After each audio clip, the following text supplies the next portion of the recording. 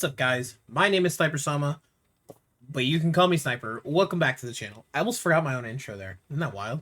Anyways, just like I talked about on Wednesday, I'm actually recording this right after recording Tuesday's video.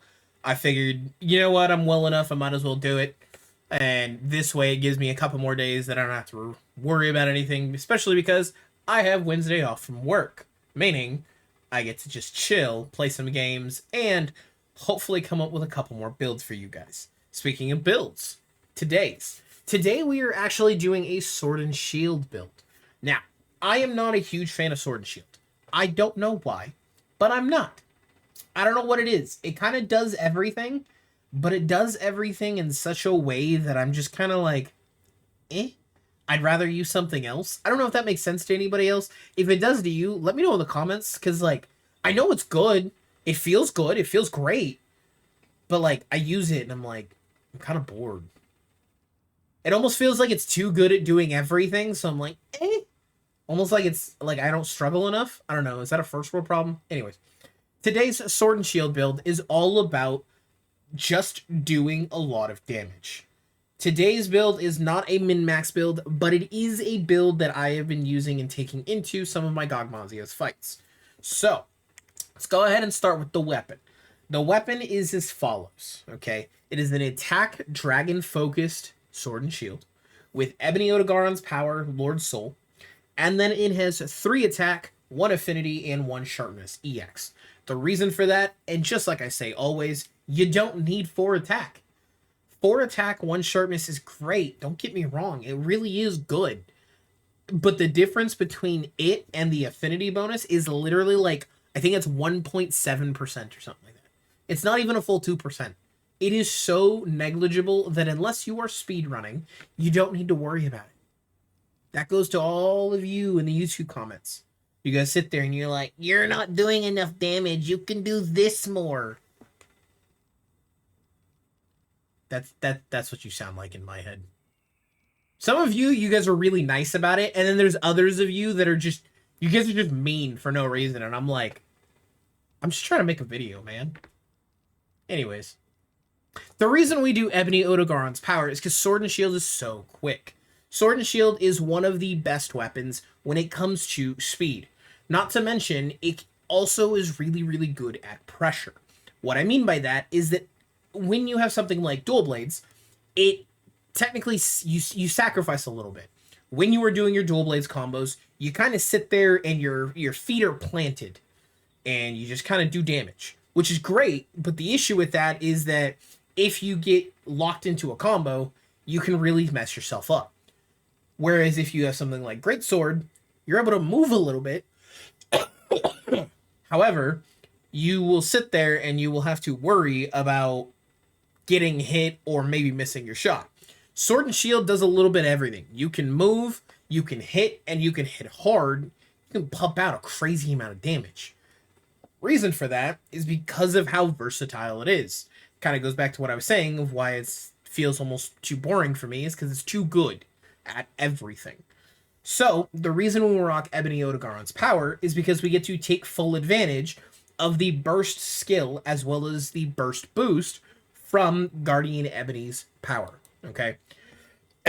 Next up is we have the Lord Soul. Lord Soul is really good because it's just going to give you the 5% damage increase. We've been talking about this since all of the Arch-Tempered monsters came out initially, starting with right out, okay? So, this is what you are going to be aiming for. Ideally, these 2 active skills together. However, if you don't get it, just go for the Ebony Odogaron's power, because just like every other build that I make, unless you are min-maxing it to the highest degree, you don't need to worry about Lord Soul. You will get it when you get it, okay? As far as the armor goes, we have Guardian Ebony Helm Beta. We have 2 pieces of Dahad Gamma. The reason we have Jin Dahad Gamma is because we're actually going to be taking advantage of another skill called Binding Counter 1, which increases attack after recovering from web status, frostbite, pinned, or a power clash. Power Clash is really, really nice because on Sword and Shield, you get to do so. Meaning, when you are using this build specifically, you get a plus 25 raw attack to your stat line after doing a power clash, which is really, really easy to do. And depending on what you're fighting, you might get webbed, you might get frostbit, you might get pinned, meaning you are just going to get a damage increase, and it's just going to help you. I figure rather than sitting here having a different piece of Arch-Tempered gear here, we can take full advantage of that. Not to mention, we also have Coalescence here, thanks to our Dahad Shard Braces Gamma. And then we have 2 pieces of Gore. The reason Gore is sitting here is because Gore is going to give us the additional Frenzy bonus, which is just going to give us more affinity, making this a very versatile build when it comes to affinity boosting, attack boosting, and element boosting. Okay, this build kind of hits all 3 of the main categories that everybody's looking for, and because of how versatile Sword and Shield is, you can kind of do all 3 with relative ease. The next part that is a little bit harder is the charm. At least for me, I would say all you guys need to go for is an attack boost charm. If you have an attack boost 3 in the Golden Age variant, where it has the weapon decoration, that would be perfect. If you don't, because you are playing Sword and Shield, if you are playing Sword and Shield at the very least, you can kind of put in whatever you may want here. So what I mean by that is you can put in Weakness Exploit if you wanted a couple more levels of that. You could put in Burst if you wanted more levels of that.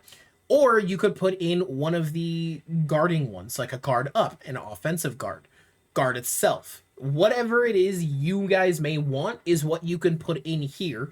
I would just recommend the attack boost because, like I said, we are going for an attack booster, an element booster, and an affinity booster, Sword and Shield build. Kind of hit all the birds one stone. So, as far as the decorations, let's take a look at those.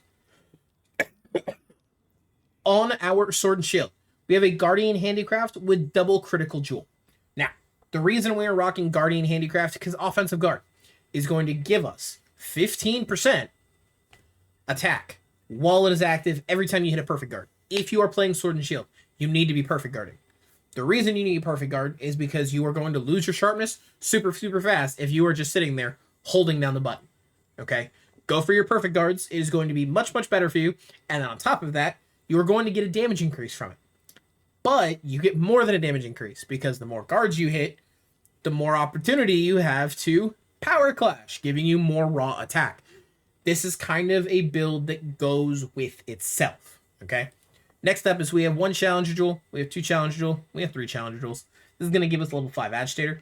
We have 1, 2, 3 Mighty Jewels. The reason we have the Mighty Jewels is because you were able to take full advantage of Maximum Might, giving you an additional plus 30% affinity. Like I said, attack boosting, affinity boosting, element boosting. We have 1, 2, 3 Protection Jewels, just to give us that Divine Blessing, because it is so nice. And then honestly, these last 3 slots here don't really matter. I have Physique in them. And the reason I have Physique is because we already have 2 levels of Constitution, meaning we might as well take advantage of having the additional level 1s, but you can kind of put whatever you want here. We do already have Flinch Free on our boots, I believe it is, which means you don't need to put in Shockproof. It's kind of up to you whether you want to use Physique and go the extra mile, or if you just want to leave it as is. That being said, like I said, the only thing that I really recommend would be the attack boost with an attack jewel inside of it to give you the plus 4 attack. That plus 4 attack really makes a difference because you get an additional 2% plus the bonus of 8. Okay? All in all, this build kind of goes nuts. Okay? So, let's go ahead and take a look at what we can do over here thanks to our boy Luke. So we'll turn on Agitator, Coalescence, Jindahad's Revolt, and Antivirus. On top of that, go ahead and put it in Smash mode. And let's go ahead and not have wounds on. Now, with Binding Counter active and Coalescence active, we have 330 raw, 45% affinity, 322 element. I just want that to sink in for a second. We haven't done anything other than activate a monster being enraged, which happens all the time, Coalescence, which will happen after Frenzy clears, Antivirus, which will happen just from hitting the monster and clearing Frenzy, and then on top of that, we have Binding Counter, which will happen after a Power Clash. Okay, so what we're going to do is we're going to go ahead and swing real quick. We're going to go ahead and get our Antivirus squared away.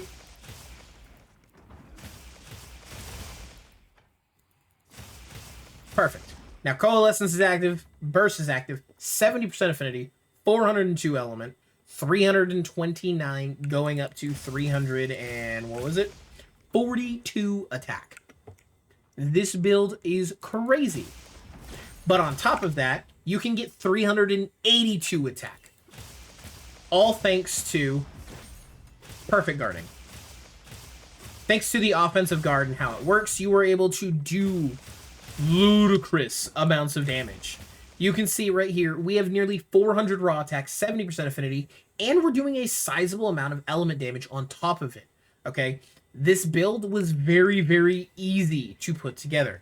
Not to mention, bind encounter, I'm fully aware is not going to happen all the time, but you will get to take advantage of it more than you think, especially because I believe it is like a 45-second cooldown.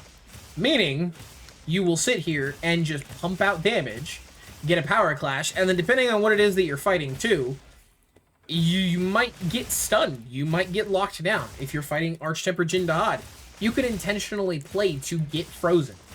I will say that the one caveat to this build is because Sword and Shield is such a fast weapon, you do go through your stamina, or not your stamina, your sharpness pretty quick, but you can make up with that using a Wetfish Fin, or just by hopping on your secret and sharpening around a little bit, or you can even prioritize it in your decoration choice. Maybe you remove offensive guard, go for handicraft, or razor sharp instead.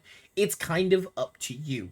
Overall, though, I wanted to showcase this build because Sword and Shield actually just does so much, and I wanted to make sure that it got the love that it deserved. Ladies and gentlemen, though, that is going to do it for today's build. Thank you all for coming and watching. Thank you all for hanging out. Thank you all for the get well wishes. Thank you all for all the support, all the love, and everything else. That is going to do it for today's video. Don't forget to like, don't forget to comment, don't forget to subscribe, and I'll see all of you in the next one. Farewell. I don't ever slow up, no I don't take shit. I got no love for the fakeness. If you wanna play tough and wanna hate this, I'll always show up.